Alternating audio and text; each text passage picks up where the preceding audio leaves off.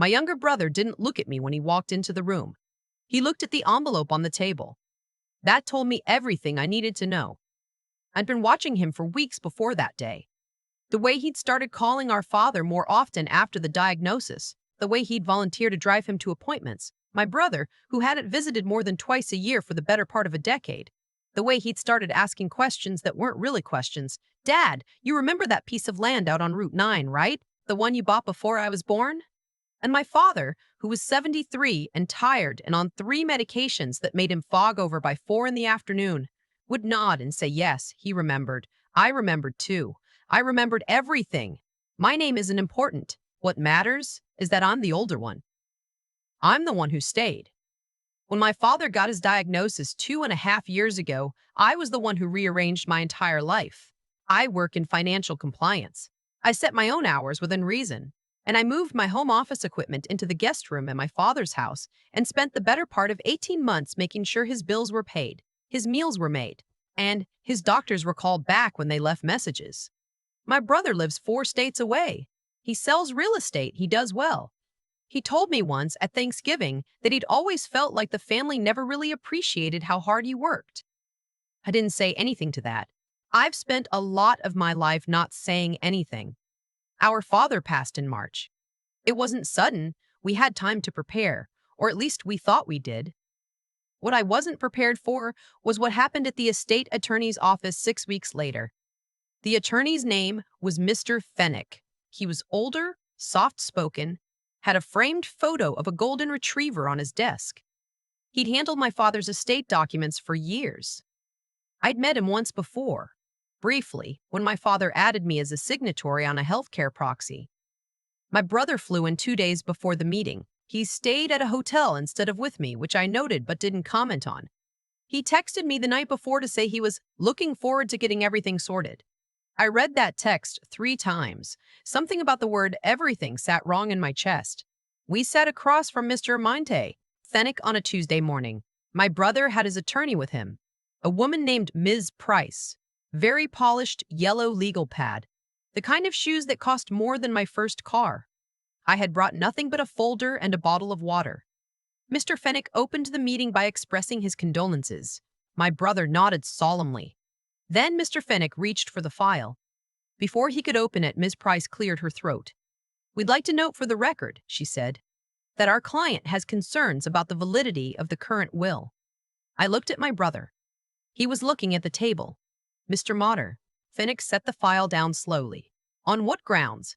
Our client believes the document was signed under conditions that may not reflect Mr. She glanced at her notes. That may not reflect the decedent's full cognitive capacity. The room was very quiet. Specifically, she continued, our client has reason to believe his sister exerted undue influence during the period in which the will was finalized. Given that she had primary and largely unsupervised access to their father during a prolonged period of medical decline, we believe the circumstances warrant scrutiny. I had rehearsed staying calm. I had not rehearsed this exact wording, but I had rehearsed staying calm. "What circumstances specifically?" Mr. Fennick asked. His voice hadn't changed at all. Ms. Price opened her own folder. His sister was the only person present at multiple estate planning meetings. She had full access to his financial accounts. She managed his correspondence, his medical appointments, his daily schedule. Our client was, by distance and circumstance, effectively excluded from meaningful participation in their father's final years. "He chose not to visit," I said. It came out quieter than I intended. "Miss Nummy," Price looked at me. "That's a characterization, not a fact." Mr. Fennick folded his hands. "Before we go further," he said, "I want to make sure we're all operating with the same information." He looked at my brother. "You're contesting the will on grounds of undue influence?" My brother finally looked up. "I just want to make sure my father's real wishes are reflected. He wasn't well. She was there all the time. He might have felt pressured." "He wasn't pressured," I said. Still quiet. "He was cared for." "Those aren't mutually exclusive," Ms. Price said. Mr. Fennick nodded once, slowly, in the way of someone who has seen a great many things and is not surprised by any of them. He picked up his phone and asked his assistant to bring in the supplemental file. Your father, he said, looking at my brother, was a meticulous man. I worked with him for 11 years. He was also, in my professional observation, a man who anticipated conflict. He paused. He made some additional preparations. The assistant brought in a second folder, thicker than the first. Mr. Fenwick set it on the desk between us. 2 years ago, your father requested that I attend every estate planning session and document the proceedings. He cited some concerns he had about how the transition of his assets might go. His words, not mine. He opened the folder. He also arranged for an independent cognitive assessment with a neurologist of his own choosing, not referred by his daughter, completed 14 months ago. He kept the results sealed in my custody. My brother's leg stopped moving under the table. I noticed because it had been bouncing since we sat down. He also, and this was his specific request, recorded every meeting we had here in this office. Audio. He asked me to retain the recordings in secure storage and produce them in the event of a legal challenge. Miss Price's pen had stopped moving. Additionally, Mr. Fenwick continued, he wrote a letter addressed to both of you. He asked that it be read aloud in the event that anyone questioned the integrity of the will. He looked at my brother. Would you like me to read it now, or would you prefer to take some time? My brother looked at Miss Price. She gave him a look at Miss Price. She gave him a look I couldn't read. He looked back at Mr. Fenwick. Go ahead. Mr. Fenwick unfolded 3 pages. He smoothed them on the desk. He cleared his throat. The letter started, if you're hearing this, then one of you made this necessary. I hope I'm wrong about which one. My brother's jaw moved. I want to say this clearly, because I am not confused and I never was. I knew what I had. I knew what I was doing with it. And I knew who was there.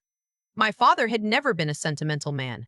He expressed love by fixing things, by showing up, by remembering your coffee order without asking. He did not make speeches. Reading his words in that room, in Mr. Fenwick's careful, steady voice, felt like hearing him speak in a register I hadn't known he had. Your sister rearranged her life for me. She did not ask for recognition. She did not ask for anything.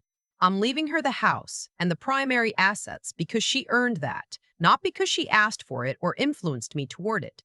I made this decision in full possession of my faculties in front of witnesses and a recording device, which my attorney will produce as needed. Then there was a part directed specifically at my brother. I won't repeat all of it. A part of it said, I know you've always felt like the family didn't see you. I saw you. I saw you clearly. I saw you clearly. I also saw what you did with the property records. My brother stood up. Sit down, Ms. Price said, very quietly. In the months before I finalized my will, I discovered that someone had contacted the county recorder's office to inquire about transferring the deed on the Route 9 property, a property that is solely in my name without my knowledge or authorization. I had it investigated. I know who made the inquiry. The golden retriever in the photo on the desk looked very calm.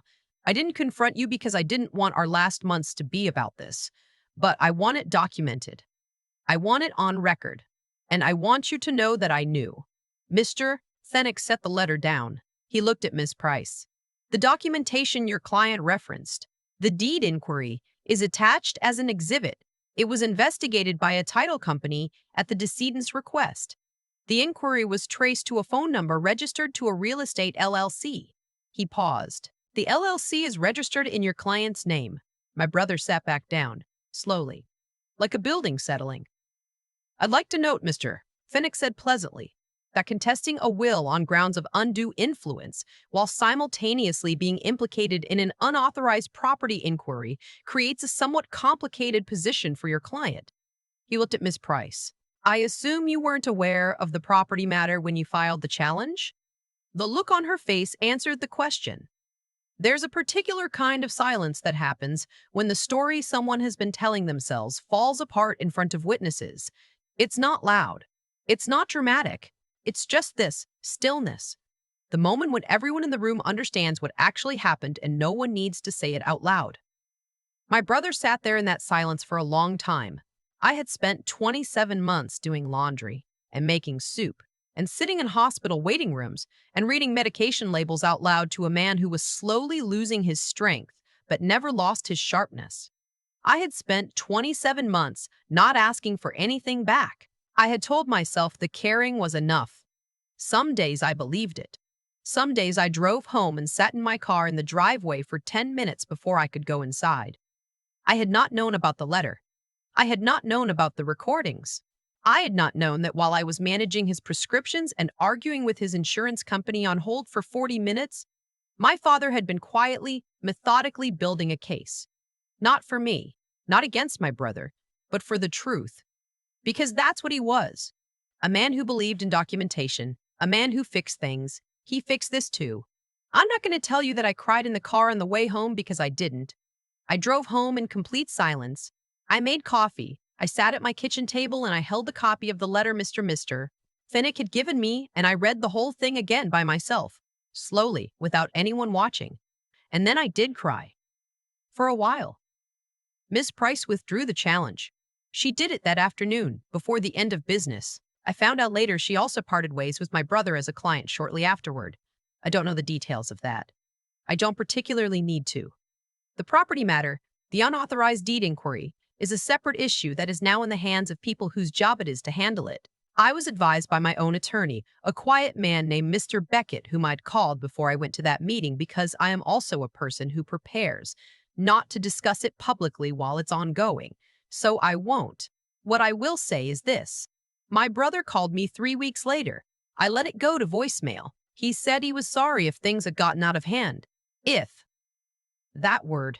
He said he'd been under a lot of stress and he'd made some decisions he regretted. He said maybe we could talk sometime. I haven't called back yet. Maybe I will.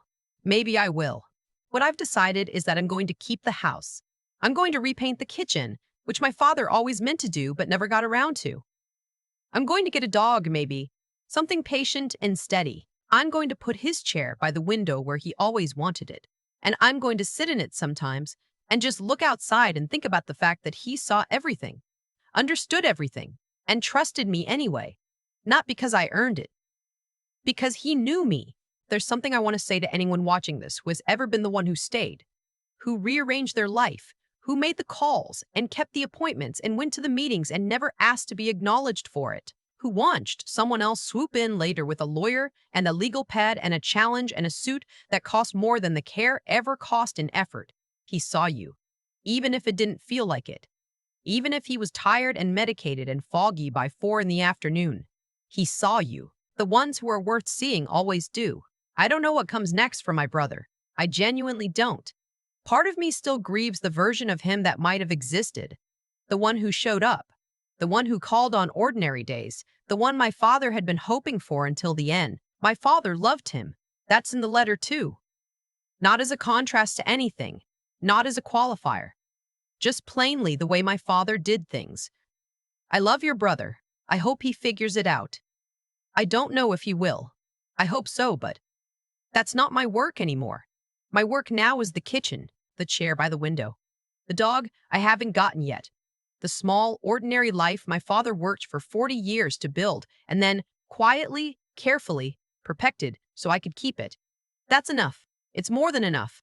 I'm going to go make coffee now. His kind. The dark roast he ordered from a place in Vermont that he'd been buying from since before I was born. I found 6 bags of it in his pantry. I've been making it every morning since I moved back in. It tastes like being known. I've been thinking about something my father used to say when I was small. He said the truth doesn't need help. It just needs time and a file folder. He was joking when he said it. He was the kind of man who joked about practical things. But sitting here now, weeks after that Tuesday morning in Mr. Mercis, Finnick's office, I think he meant it more seriously than he let on. Here's what I know about how things actually work. Not in a religious sense. Not in a fate and stars sense. But in the plainest human sense I can articulate. What you do accumulates. Every choice, every action, everything you either do or don't do, it stacks up. It becomes a record. And records have a way of surfacing. My brother made choices over a long period of time. Small ones at first, probably. A phone call not made. A visit not taken. A question asked in a way that wasn't really a question.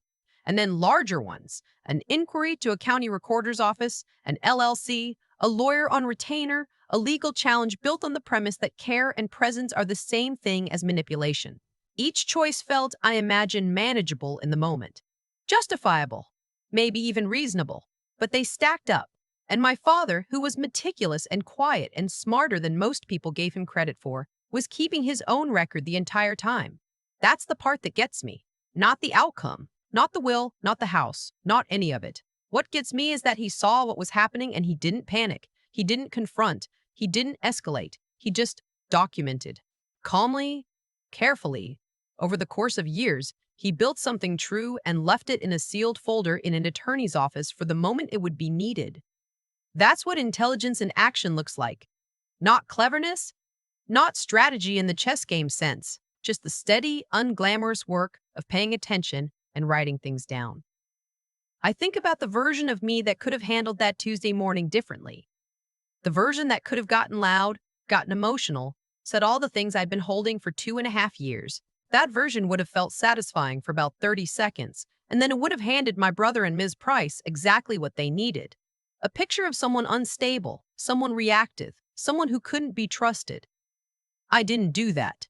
Not because I'm naturally calm, but because I'd made a decision months earlier when I first started to sense where things were heading, to prepare instead of react. I called Mr. Beckett. I kept my own notes. I walked into that room with a folder and a bottle of water, and I let the truth do its work. That's the only thing I want to pass forward to anyone watching this who's in the middle of something similar. Not that things always work out. Sometimes they don't. Not that good people always win. They don't, not automatically. But that the most powerful thing you can bring into a room where someone is trying to rewrite reality is a quiet, documented, unshakable version of what actually happened. My father knew that. He spent his whole life knowing it. I'm still learning it. But I'm learning it well.